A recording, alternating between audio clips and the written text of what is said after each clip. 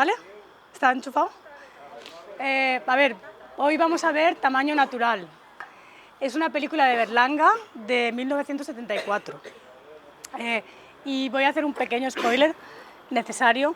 La película trata de un hombre que se enamora de un maniquí. Y a través de este tema vamos a hablar de las relaciones amorosas, que es un tema que a mí me interesa mucho personalmente y también por mi trabajo. Berlanga es conocido por el humor y yo creo, no me acuerdo bien, pero creo que esta película no despierta carcajadas, o sí, vamos a ver, pero sí que es típica del humor de Berlanga, que es un humor muy irreverente y muy de burlarse un poco de todo lo que consideramos solemne, y en este caso de las relaciones amorosas. El humor, para Berlanga, pero en general, es un antídoto o un intento de compensar el desencanto que produce cuando uno conoce demasiado bien las relaciones, la naturaleza humana, y esto suele pasar normalmente por experiencias negativas.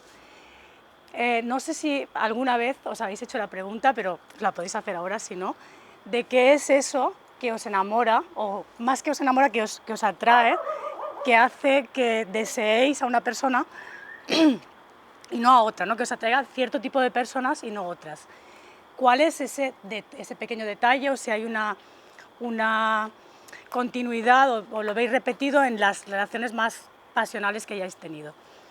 Berlanga era un fetichista y a él uno de sus fetiches, o su fetiche así confesado, eran los tacones de aguja, que son bastante comunes. Y el fetiche en sí es un concepto muy interesante para analizar la película, porque un fetiche es un objeto o un detalle que erotiza el cuerpo donde se pone, ¿no? Y hay teorías analíticas que explican que la función del fetiche es protegernos de la persona que hay detrás. O sea, el fetiche tendría la función de servir de pantalla o de escudo para emociones desbordantes que nos puede provocar el otro ser humano, como por ejemplo un deseo excesivo o violencia o odio, o también sustituir a eso que la persona no puede darnos. O sea, cuando no conseguimos erotizar a la persona, el fetiche, digamos que es el sustituto de la persona, y vemos y las relaciones sexuales, por ejemplo, se hacen imposibles sin que esté ese fetiche, porque el ser humano que hay detrás nos genera o aburrimiento o simplemente no conseguimos erotizarlo.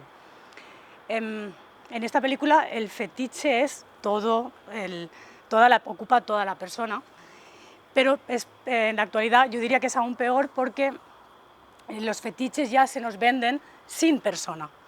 Hace unos años se puso de moda ¿cómo se llama? El Satisfyer, que lo conoceréis todos y a lo mejor algunos hasta lo tenéis, y el Satisfyer se anunciaba como que se podía prescindir ya del hombre, ¿no? Es como que ¿para qué quieres un hombre si tienes un Satisfyer?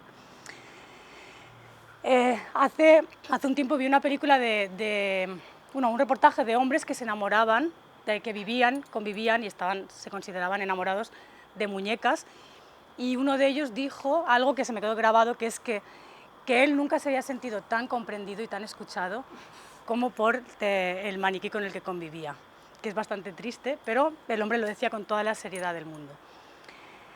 Si fuese cierto que el fetiche tiene esta función de protegernos del otro, sería interesante preguntarnos por qué en nuestra sociedad está cada vez más fetichizada, diría yo, supongo que estaréis de acuerdo en esto, y a mí se me ocurren tres puntos fundamentales. Uno es la tecnología, que ya nos ha separado de las personas, nos ha acostumbrado a vivir lejos, o sea, a estar lejos y a prescindir y a estar cómodos en esa distancia, incluso matando un poco nuestro deseo de volver, ¿no? En la pandemia se vio muy exagerado, porque mucha gente, después de un tiempo sin tener que hacer el esfuerzo de socializar, le costaba o ni siquiera tenía ganas de volver a socializar.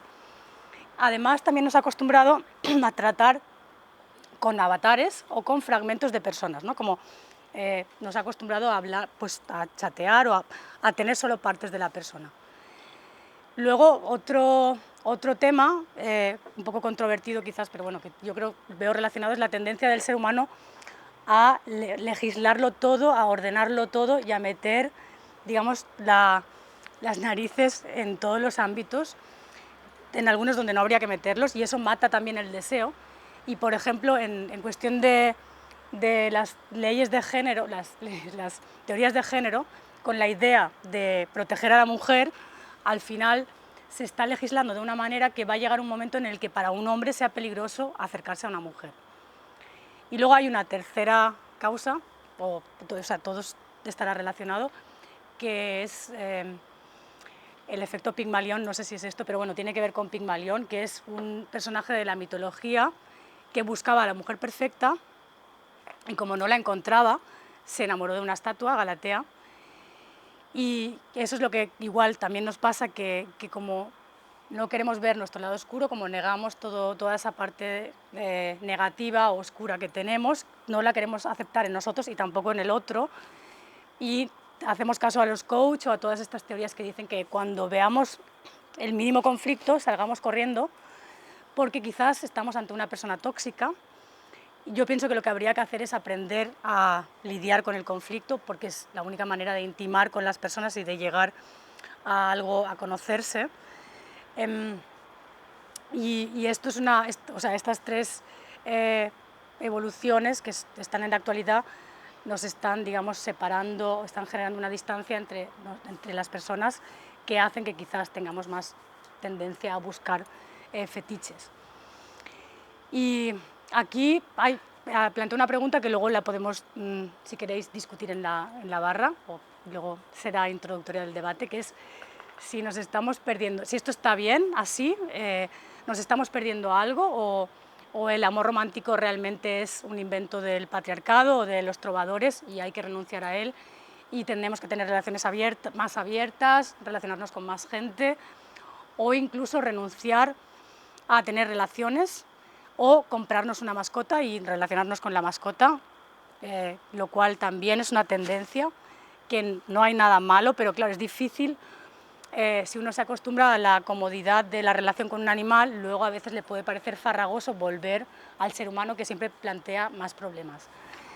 Esa sería la pregunta. Yo pienso, mi opinión, que igual está un poco sesgada porque yo soy psicóloga y trabajo viendo siempre el lado oscuro. O sea, a la consulta la gente viene a hablar de cosas que se supone que no puede expresar en otros lados, pero yo creo que sí que nos estamos perdiendo algo y que sí que hay todavía un deseo, porque a ver, el tema que plantea la pregunta, la película no es ya ciencia ficción, es realidad, ya es normal tener sexo con muñecas en casi todas partes, incluso hay países donde es normal casarse con muñecas e incluso hay gente que se ha llegado a casar consigo misma, o sea, es como todo esto se va normalizando y eso es, yo creo que sí que nos perdemos algo, no solo que nos perdemos algo, sino que nos perdemos lo más no importante, sino lo más satisfactorio, que es seguir nuestro deseo, arriesgar a sentirnos vulnerables y a conocer al otro, porque también es una manera de conocernos a nosotros mismos por el interés que se genera,